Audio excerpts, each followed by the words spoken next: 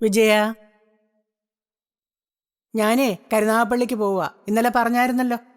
ഇത്ര രാവിലെ തന്നെ പോണോ? അയ്യോ പോണം. അവിടെ ചെന്നിട്ട് വേണം എനിക്ക് പശുവിനെ കറക്കാൻ അല്ലേ? ആ, അമ്പലപ്പുഴ ഇല്ലാത്ത പല സംഗതികളും കരുനാഗപ്പള്ളിയിലുണ്ട്. വേറൊന്നിനെയും കറക്കാനില്ലെങ്കിൽ മനുഷ്യനെ പിടിച്ച് കറക്കും അല്ലേ? എന്തിനാ വിജയ വേണ്ടാത്ത വർത്താനം? ഏയ്, ഞാൻ ചുമ്മാ ഒരു തമാശ പറഞ്ഞല്ലേ. അമ്മ പോക്കോ. അച്ഛാ, ഞാൻ സ്കൂളിൽ പോവാണേ. ആ, പോകാൻ വരട്ടെ.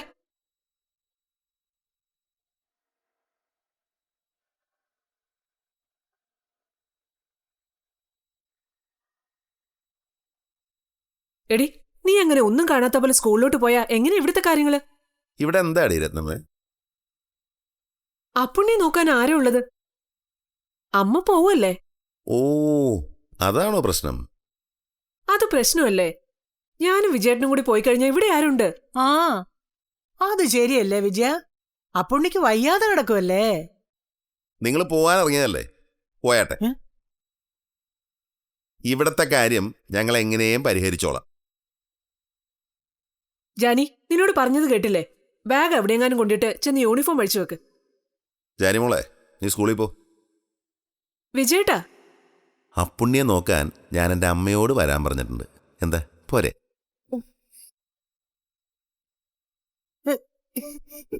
എന്തിനാ വിജയ വെറുതെ അവരെ ബുദ്ധിമുട്ടിക്കുന്നേ? ഓ, അമ്മയ്ക്ക് ഒരു ബുദ്ധിമുട്ടുമില്ല, മറിച്ച് സന്തോഷം മാത്രമേ ഉള്ളൂ.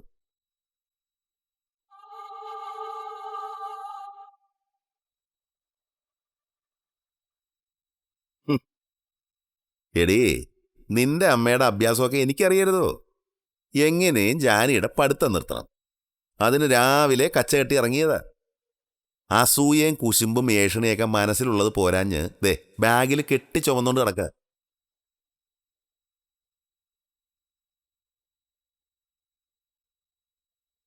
പദ്ധതി മുഴുവൻ പൊളിഞ്ഞ് പാളീസായി അല്ലേ? കൊള്ളാം. കുഴിയിലോട്ട് കാല് നീട്ടിയിരിക്കുമ്പോഴും മറ്റുള്ളവർക്കിട്ട് എങ്ങനെ പണി കൊടുക്കണമെന്നാ ചിന്ത. എന്തിനാ ഇങ്ങനെ കണ്ണും മിഴിച്ചു നിൽക്കണേ? എന്തായാലും ഇറങ്ങിയില്ലേ, പോയാട്ടെ. എന്റെ അമ്മ വന്ന അപ്പുണ്ണിയെ നോക്കിക്കോളും. അല്ലെങ്കിലും നിങ്ങളെ കൊണ്ട് പാരയല്ലാതെ എന്തെങ്കിലും ഉപകാരം ഉണ്ടായിട്ടുണ്ടോ? രത്നമ്മേ, നീയും കേട്ടല്ലോ ഈ പറഞ്ഞത്. നീ പ്രസവിച്ച് കിടന്നപ്പം ആരാടി നിന്റെ കാര്യങ്ങളൊക്കെ നോക്കിയത്? അതെ, നിങ്ങൾ അത്ര വലിയ വകുപ്പൊന്നും പറയണ്ട. നിങ്ങൾ നിങ്ങളുടെ കടമയുടെ 4/1 ചെയ്തു, അത്രേ ഉള്ളൂ. ഞാനിത് കേൾക്കണം. രത്നമ്മേ, ഞാൻ പോവാ.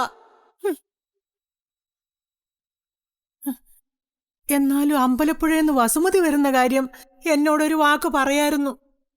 എങ്കിലിപ്പ കെട്ടിപ്പറക്കി പോണ്ടായിരുന്നു അല്ലേ? എനിക്ക് മനസ്സില്ലായിരുന്നു പറയാൻ.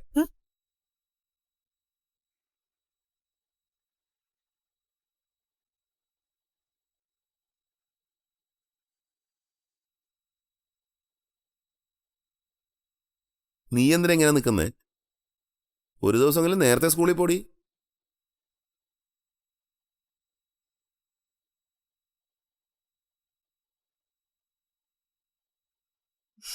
പോട്ടെ അച്ഛാ.